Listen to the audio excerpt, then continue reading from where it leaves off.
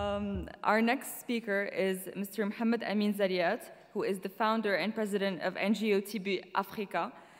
Please welcome with me on stage.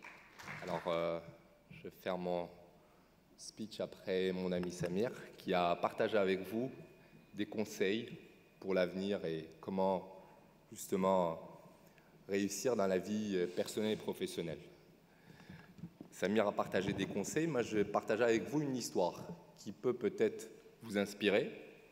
Vous êtes tous des jeunes aujourd'hui, vous êtes en train de travailler pour, on va dire, avoir une idée sur votre plan personnel, projet personnel et professionnel. Quand j'étais étudiant, justement, comme vous et aussi apprenant, moi, à la base, je fais du sport. Je viens du monde du sport. Je suis ex-joueur international de basketball.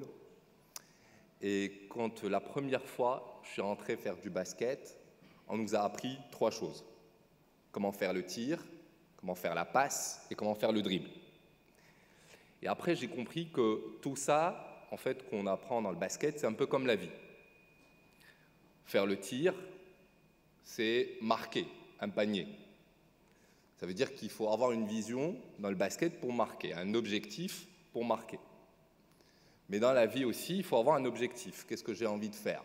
Je veux devenir entrepreneur, je veux devenir médecin, je veux voyager, je veux me marier, je veux aller au Hajj, comme a dit Samir. Et donc, il faut fixer un objectif. Si on n'a pas d'objectif, on va être toujours perdu. Et la pire chose qui peut arriver à un jeune, c'est de se réveiller le matin et ne pas savoir ce qu'il va faire. Donc, il faut avoir une idée un peu sur ce qu'on veut faire.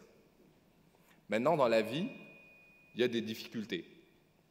Comme dans le basket, j'ai envie de faire un tir, donc mon ami, le défenseur, il vient et il fait comme ça, et donc je ne peux pas tirer. Donc qu'est-ce que je fais? Je fais la passe. Donc je fais la passe, mais dans la vie aussi, quand je fais la passe, ça veut dire que moi, Marocain, je peux travailler avec un Tunisien. Moi, musulman, je peux travailler avec une personne d'une autre religion. Moi, je suis français, je peux travailler avec un Sénégalais, etc. C'est le teamwork, c'est le fait qu'on ne peut pas arriver seul, on doit travailler en équipe. Je suis une fille, je peux travailler avec un garçon, etc., etc.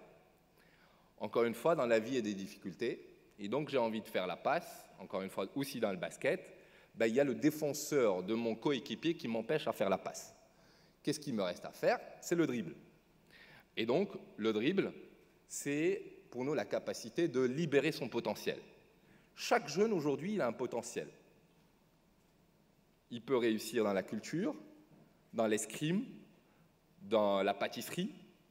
Et justement, il faut qu'il trouve un environnement qui va lui permettre de libérer son potentiel. Je remercie ISESCO qui fait tout ça pour ces jeunes, parce que c'est la première fois que je découvre cette organisation. Je suis très surpris. C'est important la formation parce que les soft skills, c'est quelque chose aussi qu'on développe par le learning by doing. Et donc, je reviens à mon exemple. Le dribble, c'est la capacité justement de trouver la solution soi-même. L'objectif du basketteur, c'était quoi? C'était de marquer. Donc, il ne pouvait pas tirer, il ne pouvait pas faire la passe. Et donc, c'est à lui de dribbler pour aller au panier et marquer. C'est la même chose pour un jeune dans la vie. C'est à lui de trouver la solution lui-même. Il ne faut pas dire que non, le système ne marche pas bien, non, celui-là, il ne m'a pas aidé, etc. Il faut savoir que toute personne ici a besoin d'une autre personne qui l'aide. Même Samir, il a fait 14 ans chez Microsoft et j'imagine qu'il a toujours besoin de quelqu'un qui va l'aider à faire quelque chose. Mais en fait, on ne dépend pas toujours de quelqu'un. Il y a toujours quelqu'un qui va nous aider dans la vie. Mais il faut d'abord se dire que comment je peux je peux trouver la solution moi-même.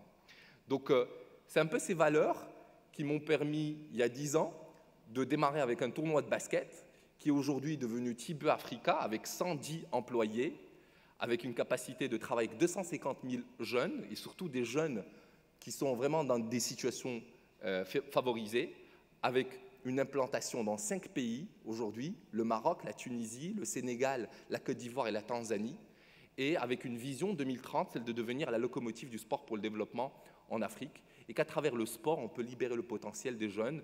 J'ai des jeunes qui ont quitté l'école et qu'aujourd'hui, à travers une formation où il y a le sport, l'école-entreprise, ils ont réussi à créer des entreprises. Ils ont démarré avec un chiffre d'affaires de 15 000 € par la première année. La deuxième année, ils ont employé leurs amis qui étaient avec eux dans la promotion.